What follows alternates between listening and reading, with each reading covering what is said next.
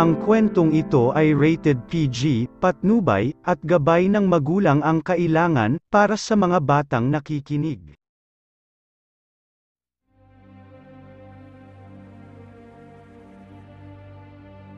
Bago ko simulan ang kwentong ito, ay papasalamatan kong muli si Nature Green, ang gumawa ng akdang ito. At papasalamatan ko na rin ang aking mga aswang members, walang iba kundi sina Genraps TV, Uminus Cookie at kay Milagrosa Look. Maraming salamat sa inyong lahat sa walang sawang pagsuporta sa aking channel. Yun lamang po, at umpisahan na natin ang kwento.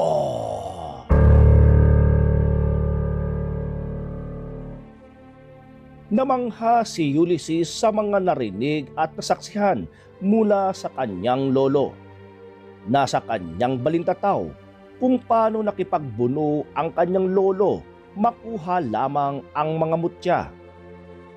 Tuturuan kita kung paano mo gamitin ang dalawang mutya laban sa mga masasamang elemento dahil tiyak na babalikan ka ng iyong panauhin kagabi. May pag-aalala sa boses ng butihing matanda. Impunto 6:00, papagabi na. Kaya naisipan ni Ulysses na umuwi na galing sa malapad na batis. Doon kasi sila nagsanay ng kanyang lolo. Lahat ng enerhiya galing sa kalikasan at talas ng pakiramdam ay unti-unti nang napag-aaralan ni Ulysses. Nauna nang umuwi si Lolo Yuno dahil tutulong pa ito kay Lola Martina sa pagluluto ng kanilang hapunan. Pasipul-sipul pa si Ulysses sa daan sa gitna ng parang. Nasa kondisyon ang kanyang isipan at katawan.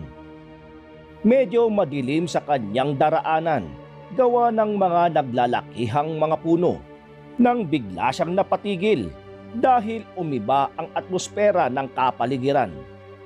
Kinapa niya ang kutsilyong gawa sa buntot ng pagi at ang dalawang mutya na nasa kanyang bulsa. Biglang umihip ang kakaibang lamig ng hangin. Nagbabadya ang huni ng iba't ibang hayop sa kapaligiran. May naririnig siyang mga bulong, ungol at angil na masakit sa kanyang pandinig. Bigla siyang nagtakip ng tenga. Mas lalong sumakit yon na animoy may mga bubuyog doon na nagliliparan sa loob. Nakakangilo! Kumirot ang kanyang ulo. Nakakapanghina ang tunog na kumukonekta sa loob ng kanyang sentido.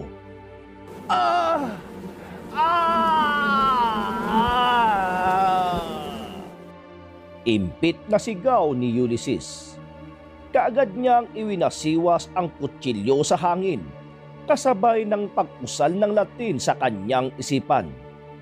Kinontra niya ang maitim na mahikang nagpapahirap sa kanyang pandinig. Isang malutong na halakhak ang naririnig niya sa kawalan.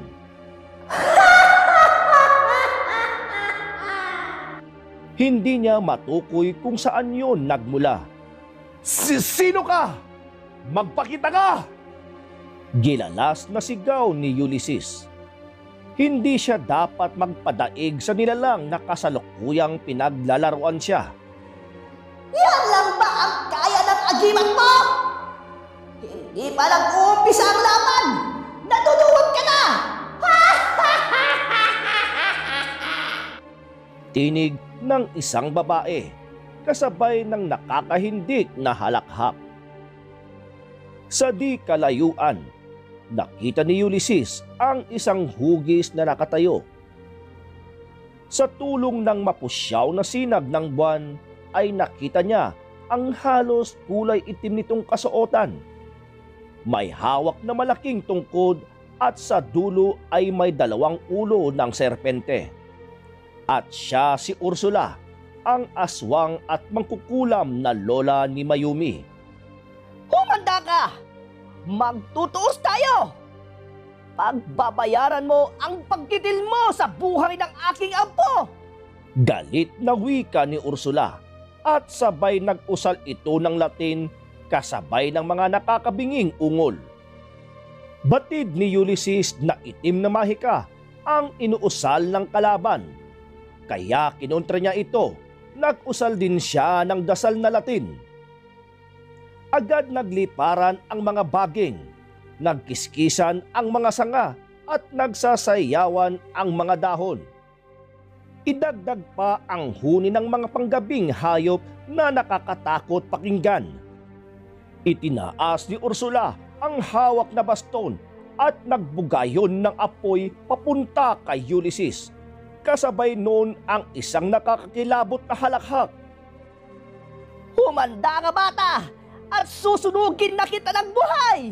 Tikman mo to! Yeah!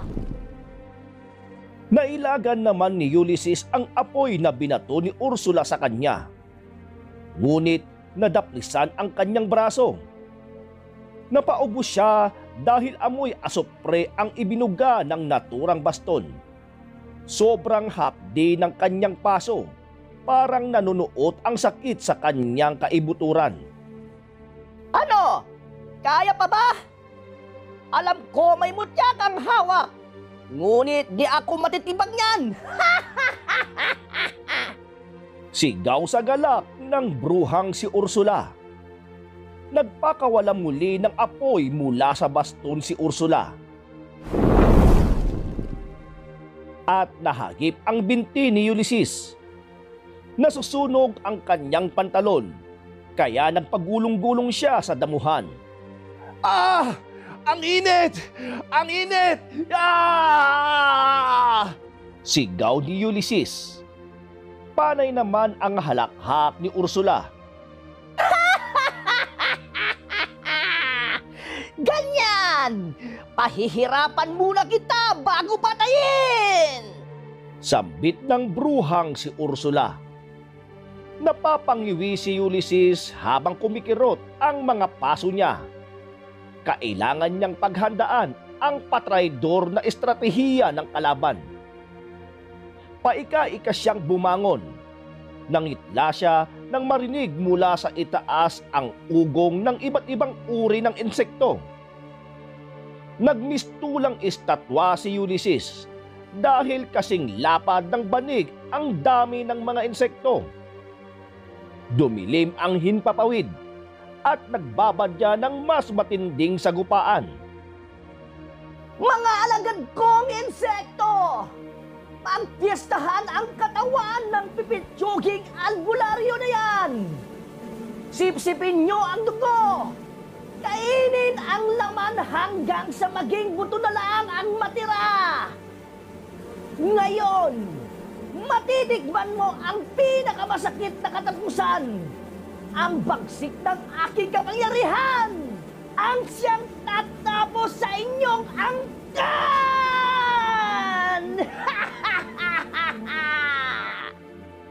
Sigaw ng aswang at mangkukulam na si Ursula. Kahit paano nakaramdam ng bahagyang takot si Ulysses. Hindi niya akalaing sobrang bagsik ang kanyang kaaway. Ngunit kailangan niyang lumaban kahit iniinda pa niya ang kumikirot na mga paso.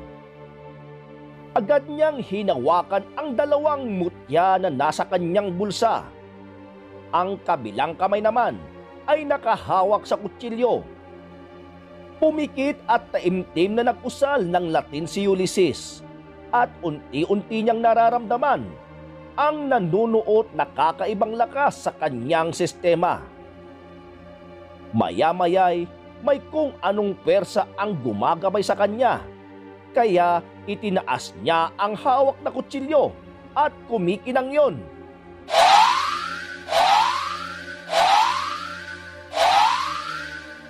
Kumpul-kumpul na sumugod ang mga insekto, ngunit isa-isang nasusunog ang mga yon sa tuwing natatamaan ng hagupit ng kutsilyo. Napakabilis ng bawat kilos ni Ulysses. Para siyang ipu-ipo sa liksi. Taglay niya ang nakapaloob na agimat ng 2 mutya. Walang kapaguran niyang iniskrima ang mga mababangis na insekto. Hindi makapaniwala si Ursula sa nasaksihan. Nagliliyab siya sa galit dahil hindi niya akalaing may kakalaban sa itim niyang kapangyarihan. Ah! Hindi ito maaari! Galit na galit niyang sigaw. Muli niyang itinaas ang baston ng kadiliman. Tumingala sa kawalan at sumigaw ng, Mga nakalibing na bangkay sa ilalim ng lupa! Inuutusan ko kayong bumangon at magkahasik ng lagim sa buong Santa Ines! Takutin at kitilan ng buhay ang mga mortal! sigaw tawa ni Ursula. Samantala, sa malayong kapatagan ng Baryo Santa Ines at San Matias ay may libingan at munting simbahan kung saan idinadaos ang huling basbas sa mga inililibing. Doon, unti-unting bumangon ang mga kalansay at animoy zombie na naglalakad patungo sa direksyon ng Santa Ines.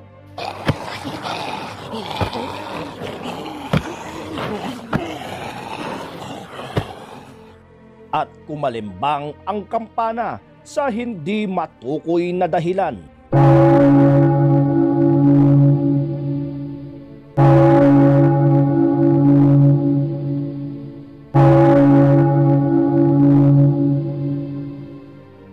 Bahagyang naalarma at nakaramdam ng kilabot ang mga mamayan ng Santa Ines. Kahit ang kalapit na pamayanan ng San Matias ay halos aligaga ang lahat at may mga ilang sumisilip din sa mga siwang ng kanilang tahanan. Umaalulong at umiingay din ang iba't ibang uri ng mga hayop.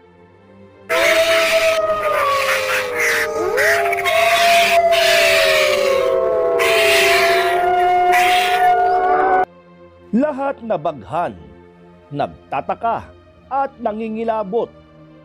Ito'y isang pagbabadya ng panganib dahil sa di ordinaryong mga ingay at tunog. Idagdag pa ang animoy na bubulok na amoy at asopre na humahalo sa hangin.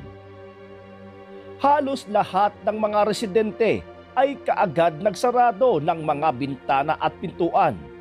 Sinisigurado nilang mahigpit ang pagkakatali ng bawat seradora. Ramdam ni Lolo Yuno at Lola Martina na may panganib. May naaapoy silang pamilyar ang asupre. Ursula? Magkasabay na sambit ng 2 matanda. Napatakip ng ilong si Lola Martina dahil sa sobrang sangsang ng nalalanghap niyang amoy. Delikado ito, Yuno. Di yata't inutusan ni Ursula ang mga bangkay na bumangon mula sa kanilang himlayan. Sa pantaha ni Lola Martina. Maari nga, Martina, dahil sa nakakasulasok na amoy na humahalo sa hangin. Sang-ayon naman ni Lolo Yuno, habang mahigpit na itinatali ang mga seradora ng bawat pintuan. Si Ulysses, baka mapaano siya? May pag-alala sa boses ni Lola Martina. Ipagdasal natin ang kanyang kaligtasan. Alam ko, kakayanin niya yun. Kumpiyansang tugon ni Lolo Yuno. Mukhang mas mabagsik ang pagbabalik ni Ursula. Alam ko, darating ang pagkakataong ito, ang muli niyang pagsalakay. Ngunit, napaghandaan na namin ito ni Ulysses. Sa tulong ng mga mutya, mahika, birtud at mabuting kalooban ng ating apo, alam ko magwawagi ang kabutihan. Determinadong saad ni Lolo Yuno.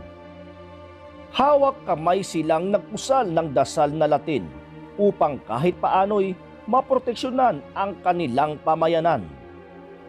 Agad nilang sinabitan ng pinatuyong tinik na kawayan ang bawat bintana at pintuan. Umupo ang dalawang matanda sa harap ng munting altar at taimtim na nagdarasal. Sa kinaroroonan ni Ulysses, may ilang kagat ng mga insekto sa balat ni Ulysses at mas lalong kumirot ang mga lapnos niya. Ngunit hindi yon iniinda. Tuloy-tuloy lang ang kanyang laban. Nang maubos ang mga insekto, ay kaagad na hinarap ng binata si Ursula. Sino ka nga ba talaga? Buong tapang na tanong ng binata. Nang uuyam at naghihimagsik na tingin ang pinukol ng bruhang si Ursula. Sa halip na sagutin ay humalakhak ito at itinaas ang baston. Gusto mong malaman? Pwes, ito ang kasagutan! Sigaw ng mangkukulam. Nagbuga ng dalawang malalaking buwitre ang ulo ng baston. Napakahaba at matutulis ang mga kuko nito at tuka. Tila nagbunyi ang naturang mababangis na mga hayop nang masilayan si Ulysses dahil kaagad na sinalakay ng mga yon ang binata. Buong liksi at tapang namang ipinagtanggol ng binata ang kanyang sarili. Muling nakipagbuno si Ulysses sa dalawang bitre.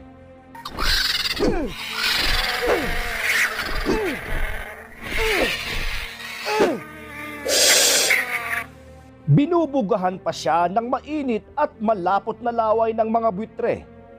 Ngunit naiiwasan naman yon ni Ulysses.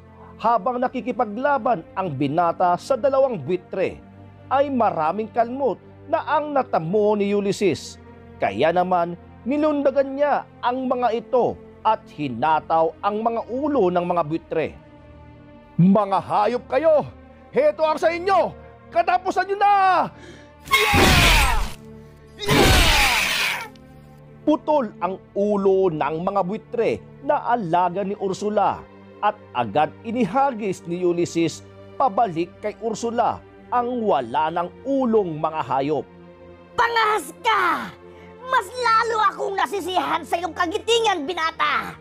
Ngunit malapit na ang maghating gabi at kailangan ko lang tapusin ang walang kwentang laban na to! Pang-iinsulto ni Ursula. Saglit niyang itinaas ang baston at iginalaw sa kawalan. Hindi inaasahan ng binata ang susunod na pangyayari. Mga baging na nagsusulputan sa kung saan-saan at mabilis na iginapos siya sa isang punong malapit sa kanya. Isang patraidor na kilos ni Ursula na hindi niya nailagan.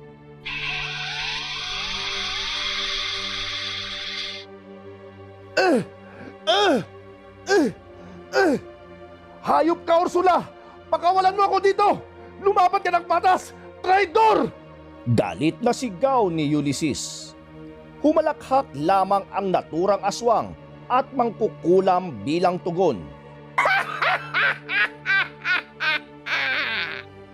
Ngayong nakagapos ka na, ay pupunta naman ako sa baryo ng Santa Ines at tatapusin ko ang iyong pinagmulang binata. Humanda kay Juno at Martina! Magtutos tayo! Sigaw ni Ursula na umieko ang buong kagubatan. Huwag! Huwag mo silang pakikialaman! Huwag kang duwag! Ako ang iyong harapin! Pagpupumiglas ni Ulysses, ngunit sobrang higpit ng mga baging na pumulupot sa kanyang baywang. Duwag! Duwag! Humahalakhak lamang ang bruhang si Ursula habang nilalamon ng kadiliman. Gilalas naman ang binata nang biglang nagsipagbabaan ang mga tuko mula sa itaas ng puno kung saan siya nakatali. Pinagkakagat ng mga hayop ang baging na nakagapos kay Ulysses kaya siya nakawala. Sa baryo Santa Ines, maririnig na ang ungol at panaghoy ng mga papalapit na naaagnas na mga bangkay. at ang iba ay mga kalansay na lang. Para silang nagpoprosesyon habang paika-ikang naglalakad. May santeno pang palukso-lukso sa ere. Nakakahindik na mga eksena ang makikita sa bungad ng baryo ng Santa Ines. Sumabay pa ang nakakatindig balahibong along ng mga aso.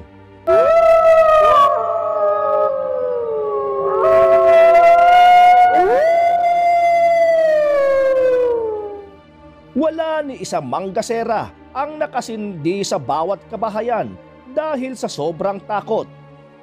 Nagmistulang nakakakilabot ang pamayanan ng Santa Ines ng mga oras na yon dahil sa mga alulong ng mga aso, mga huni ng mga iba't ibang hayop at sa mga bangkay na naglalakad na animoy mga sombe. Literal na kilabot ang namamayani sa bawat isa. Tuwang-tuwa naman si Ursula sa nakikitang mga bangkay na sinusunod siya. Parang musika sa kanyang pandinig ang alulong ng mga aso at impit na iyakan ng ilang mga residente. Nang matapat siya sa bahay ni na Lolo Yuno, ay naging seryoso na ito at naging matalim na ang titig niya sa bahay nila. Nagtagis ang kanyang mga bagang nang maalala ang pagkasawi ng kanyang nag-iisang anak sa kamay ng mga albularyo at mga babaylan. 30 taon na ang nakakaraan. Lumapit siya sa bahay ni na Lolo Yuno at may naisip kung paano palalabasin ang dalawang matanda. Nagbalat kayo siyang bilang si Ulysses. Lolo Yuno! Dali, buksan niyo po ang pintuan at may malubha akong sugat. Humihingal na sigaw ng boses ni Ulysses sa labas ng bakuran. May pagdududa na nagkatinginan sila Lolo Yuno at Lola Martina. Akmang tatayo na sana si Lola Martina nang pigilan siya ng kabiyak. Huwag kang padalos-dalos. Maaaring nililinlang lang tayo ng ating pandinig. Bulong ni Lolo Yuno. Ano ka ba? Alam ko, sisilip lang ako sa siwang ng bintana. Tugon ni Lola Martina. Nangunot ang noo ni Lola Martina nang makitang nakatayo si Ulysses sa labas ng bakuran habang hawak ang kunwari may tama niyang tagiliran. Hindi natinag ang dalawang matanda kahit anong pagmamakaawa ang tumatawag sa labas. Dahil kahit kailanman ay hindi ugali ni Ulysses ang tumawag sa labas ng bakuran. Kaya napagtanto nilang dinadaya sila ng kung sino man ang nasa labas.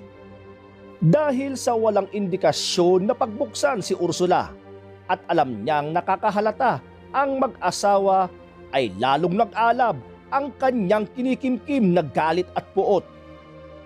Yuno! Martina! Lumabas kayo riyan! Mga duwag! Mga duwag! Sabay ng nakakangilong angil ng bruhang si Ursula. Mahigpit na hawak ni Lolo Yuno ang buntot pagi, habang ang isa naman ay nasa kamay ni Lola Martina. Nasa tabi nila ang kahon na naglalaman ng mga gamit sa panggagamot at mga pangontra sa kulam. Nagwisik ng agwa bendita si Lola Martina sa paligid, kaya lalong nauulol sa galit si Ursula. May hawak siyang isang itim na manika na ginagawa niyang kwintas, kaya agad niya yung itinaas sa ere at tinusok ng kanyang mahaba at matutulis na mga kuko. Ang tiyan ko, Yuno! Ang tiyan ko! Napakasakit! Agad na pahiyaw si Lola Martina habang sapu-sapo nito ang kanyang tiyan. Napapaluhod na siya dahil animoy parang binubunot na ang kanyang mga laman loob. Kaagad naman yung kinontra ni Lolo Yuno gamit ang puting sinulid. Itinali niya yun sa tiyan ni Lola Martina, kasabay ng pagdiin para maibalik niya kay Ursula ang kulam. Tanggapin mo, Ursula, ang sakit at kirot na ibinigay mo kay Martina. Ang sakit! Sigaw ni Ursula.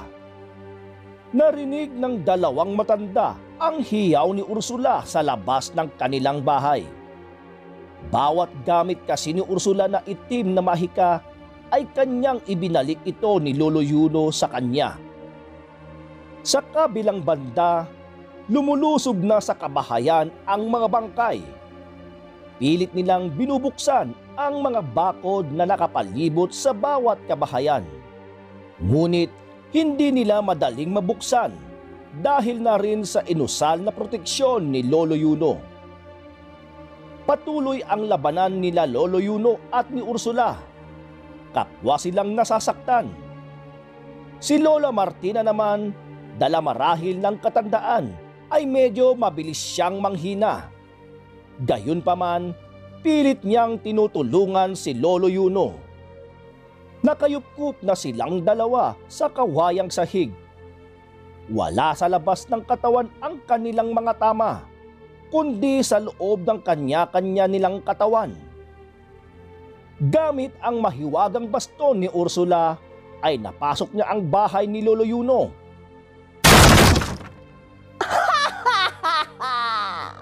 Ano yun o? Kaya pa ba? Ngayon mo ipamalas ang iyong tapang kasama si Martina! Angkan ng albularyo at angkan ng babaylan laban sa angkan ng aswang at mangkukulam! Hindi na sumagot sina Lolo Yuno at Lola Martina dahil sa iniindang sakit ng katawan. Kaya mas lalong tumindi ang galit ni Ursula. Mga walang kwenta! Mga walang binatbat! Dapat sa inyo'y mamatay na! Ipapalasat ko sa katawang lupa ninyo ang walang kasing sakit na paraan ng pagkitil ng inyong buhay. Ipapatikim ko sa inyo ang ganti ni Ursula! Kaagad niyang itinaas ang baston at naging isa yung mahabang latigo na may mga tinik. Akmang ihahampas niya na sa katawan ng dalawang matanda ang latigo nang biglang may isang bagay ang lumilipad sa ere. Agad yung bumaon sa likod ni Ursula, kaya naudlot ang kanyang balak. Nanlilisik ang kanyang mga mata sa galit nang makita niya si Ulysses. Pakialamerong binata! Ikaw ngayon ang uunahin ko!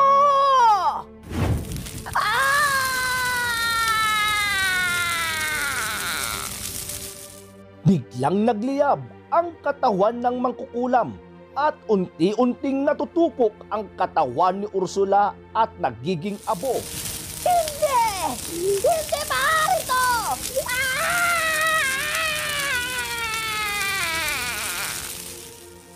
Mabilis yung binuhusan ng binata ng agwa bendita na nakita niya malapit sa kinaroroonan ni Lola Martina at tuluyan na siyang naging abo. At sa ilang saglit lang ay natunaw na ito na parang bula. Bigla ring nawala ang mga naglipanang mga bangkay sa labasan. Agad dinaluhan ni Ulysses ang dalawang matanda. Pinaupo niya ang mga iyon at hinaplusan ng langis. Unti-unting nanumbalik ang natural na lakas ng mga ito. La, okay lang ba kayo? Nababahalang tanong ng binata. Oo, Apo. Salamat. Sa wakas, matatahimik na rin ang Santa Ines. Wala na si Ursula. Sino ba talaga si Ursula, Lolo? Nagtatakang tanong ni Ulysses. Ang pamilya ni Ursula ay isang dayo dito, 30 taon na ang nakakaraan. Mailap sila sa mga kanayon, kaya doon nila piniling manirahan sa bundok sa gilid ng kuweba. 3 sila noon, ang kanyang anak na babae at ang kanyang apo na babae. Ang napaslang mo marahil, yun ang kanyang apo na si Mayumi.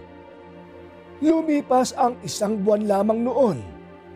Unti-unting namamatay ang mga alagang hayop dito sa Santa Ines, pati bagong silang na sanggol at mga tao ay dinadapuan ng kakaibang karamdaman.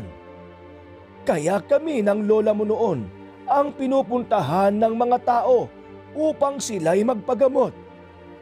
At doon nagsimula kaming maghinala sa mga bagong salta dahil walang sinumang nakakaalam kung saan sila nanggaling. At dahil sa sunod-sunod na patayan ay naglakas loob kaming magronda kasama ang ilang kaanak naming mga babaylan at albularyo. Isang gabi, nasaksihan namin ang karumal-dumal na pag-atake ng anak ni Ursula sa isang bagong panganak ng kalabaw. Agad namin siyang sinibat, kaya tinamaan siya sa balikat. Ngunit mabilis siyang nag-anyong ibon at lumipad papalayo. Sinuyod namin ang kagubatan at pinuntahan sa kanilang tirahan. Ngunit wala na kaming naabutan doon, kundi ang nakahandusay na katawan ng isang babae. Nangilabot kami sa aming nakita sa loob ng kubo. Iba't ibang gamit sa pangkukulam at mga mababahong mga langis. Kaya kaagad naming sinunog ang naturang kubo kasama ang mga gamit at ang wala ng buhay na aswang. Alam naming hindi mabubuhay ang anak ni Ursula dahil may lasod ang sibat na yon. Salamat apo, tuluyan nang nalusaw si Ursula at wala nang gagambala pa rito. Mahabang pahayag ni Lolo Yuno. Matamis na ngiti ang nakapaskil sa mga labi ng tatlo habang kanya-kanya silang haplos ng sagradong langis. At dito nagtatapos ang kwento ng albularyo at babaylan na si Ulysses at ang dalawang mutya.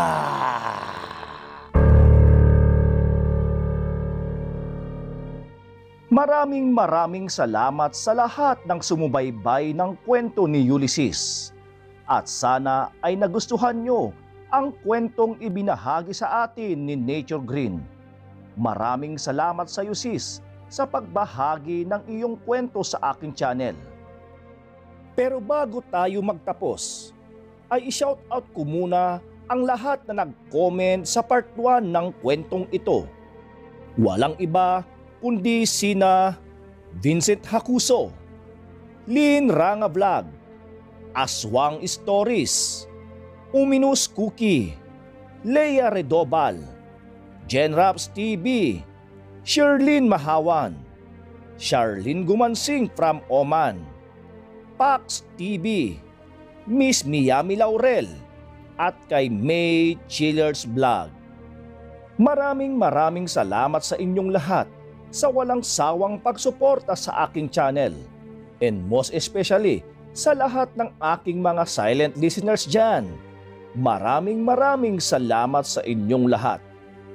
So, kita-kits tayo ulit sa susunod kong upload mga kapatid.